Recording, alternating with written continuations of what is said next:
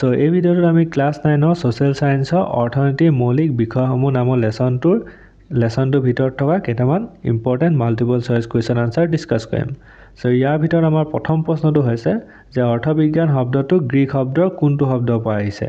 So উত্তৰটো লিখিম ওইকনমিয়া নামৰ এটা শব্দ আছে গ্ৰীকত, সেই শব্দটোৰ পৰা অৰ্থবিজ্ঞান শব্দটো আহিছে। ইয়াৰ পিছত আমাক 2 নম্বৰটো দিছে যে অৰ্থনীতি বিজ্ঞানৰ পিতৃস্বৰূপ বুলি কাক কোৱা হয়। সো ইয়াৰ উত্তৰটো হ'ব অপশন বি এডাম স্মিথ। ইয়াৰ পিছত আমাক 3 নম্বৰটো দিছে যে অৰ্থনীতি বিজ্ঞানৰ সম্পদ ভিত্তিক সংজ্ঞাটো কোনে আগবঢ়াইছিল। ইয়াৰ আনসাৰো সেম হ'ব অপশন ডি এডাম স্মিথ। ইয়াৰ পিছত আমাক 4 নম্বৰটো দিছে অৰ্থবিজ্ঞানৰ কল্যাণ ভিত্তিক সংজ্ঞাটো কোনে আগবঢ়াইছিল। সো ইয়াৰ আনসাৰটো হ'ব অপশন এ আলফ্ৰেড মাৰ্শ্বেলে। ইয়াৰ পিছত আমাক 5 নম্বৰটো দিছে প্ৰিন্সিপল অফ ইকনমিক্স খন কোনজন অৰ্থনীতিবিদৰ গ্ৰন্থ, মানে প্ৰিন্সিপল অফ ইকনমিক্স নামৰ এখন কিতাপ আছে, কিতাপখন কোনে লিখিছিলে। সো আনসাৰটো হ'ব আলফ্ৰেড মাৰ্শ্বেল। ইয়াৰ পিছত আমাক 6 নম্বৰটো দিছে যে অৰ্থনীতি বিজ্ঞানৰ দুষ্প্ৰাপ্যতা সংজ্ঞাটো কোনে আগবঢ়াইছিল। সো ইয়াৰ আনসাৰটো হ'ব ৰায়নেল ৰবিনছে। ইয়াৰ পিছত আমাক 7 নম্বৰটো দিছে এটা সংজ্ঞা দিয়া আছে, সংজ্ঞা মানে এটা আমাক ডায়লগ দিয়া আছে, এই ডায়লগটো কোনে কৈছিলে লিখিব লাগে। ডায়লগটো হৈছে যি বিজ্ঞানে মানুহৰ আচৰণক মানুহৰ অপৰিসীম আশা আৰু ইয়াৰ বিপৰীতে বিকল্পভাৱে ব্যৱহাৰ কৰিবলগীয়া সীমিত সম্পদ মাজত সম্পৰ্ক হিচাপে অধ্যয়ন কৰে, সেয়ে অৰ্থনীতি বিজ্ঞান।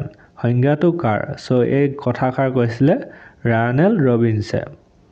ইয়াৰ পিছত আমাক 8 নম্বৰটো দিছে যে আলফ্ৰেড ৰবিনছে প্ৰিন্সিপল অফ ইকনমিক্সখন কেতিয়া প্ৰকাশ কৰিছিল। আমি গম পালোঁ যে আলফ্ৰেড মাৰ্শ্বেলে প্ৰিন্সিপল অফ ইকনমিক্স নামৰ কিতাপখন লিখিছিলে, আৰু এই কিতাপখন কেতিয়া লিখিছিলে।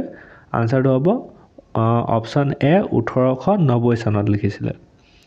ইয়াৰ পিছত আমাক 9 নম্বৰটো দিছে যে Lionel Robbins an essay on the nature and significance of economic science কেতিয়া প্ৰকাশ হৈছিল, মানে ৰিলিজ কেতিয়া হৈছিলে এই কিতাপখন। আনসাৰটো হ'ব অপশন চি 1932 চনত।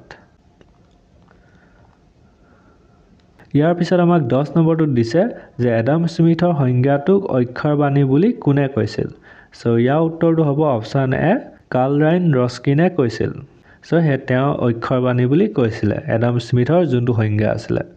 ইয়াৰ পিছত আমাক 11 নম্বৰটো দিছে দক্ষতাৰ ওপৰত গুৰুত্ব দি কোনজন অৰ্থনীতিবিদে অৰ্থনীতি সংজ্ঞা আগবঢ়াইছিল। সো আনসাৰটো হ'ব চেমুৱেলছন আৰু নটহাৰ্ছে।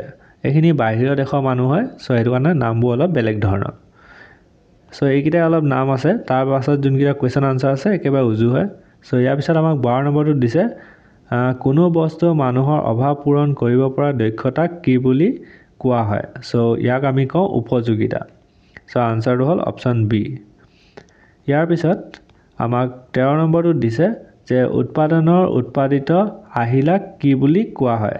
সো আমি যেতিয়া উৎপাদন কৰোঁ সেই উৎপাদনৰ বস্তুটোক আমি কি বুলি কওঁ, সেইটোক আমি সামগ্ৰী বা বস্তু বুলি কওঁ। সো অপশন চি হৈ গ'ল। সো ইয়াৰ পিছত আমাক 14 নম্বৰটো দিছে মিক্ৰ' আৰু মাৰ্ক' শব্দ দুটা কোন দুটা শব্দৰ পৰা লোৱা হৈছে। সো ইয়াৰ উত্তৰটো হ'ব অপশন এ মিক্ৰ' শব্দটো গ্ৰীকৰ মিক্ৰ'ছ আৰু মেক্ৰ'টো মেক্ৰ'ছ পৰা লোৱা হৈছে, মানে লাষ্টত এছ লাগি গৈছে। সো আনসাৰটো তোমাৰ এনেকৈ মনত থৈ দিবা, লাষ্টত এছ লাগি যায়। ইয়াৰ পিছত আমাৰ 15 নম্বৰটো দিছে। সো 15 নম্বৰটোত আমাক দিছে ঐকছ শব্দৰ অৰ্থ কি। সো ঐকছ শব্দৰ অৰ্থ হৈছে পৰিয়াল। আৰু 16 নম্বৰটোত আমাক দিছে নমছ শব্দৰ অৰ্থ কি। সো নমছৰ শব্দৰ অৰ্থ হৈছে নিয়ম।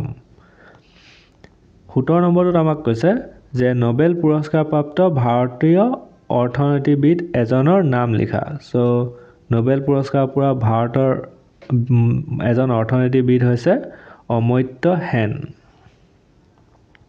ইয়াৰ পিছত আমাক 18 নম্বৰটোত দিছে যে উৎপাদনৰ যিটো অংশ বজাৰলৈ বিক্ৰীৰ বাবে অনা হয় সেই অংশটোক কি বুলি কোৱা হয়।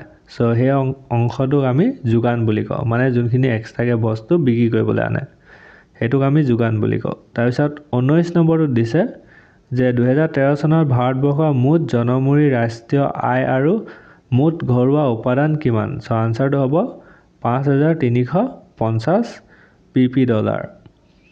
ইয়াৰ পিছত আমাক 20টো দিছে কোনো বস্তুৰ মুদ্ৰা মূল্য হৈছে দৰ বা দাম মানে এটা তোমাৰ ওচৰত যদি মুদ্ৰা আছে সেই মুদ্ৰাটোৰ যোনটো মূল্য হ'ব তেনেকৈ বিস্কুট এটা মূল্য হৈছে 10 সেইটোক আমি দাম বুলি কওঁ সো দৰ বা দাম হয়।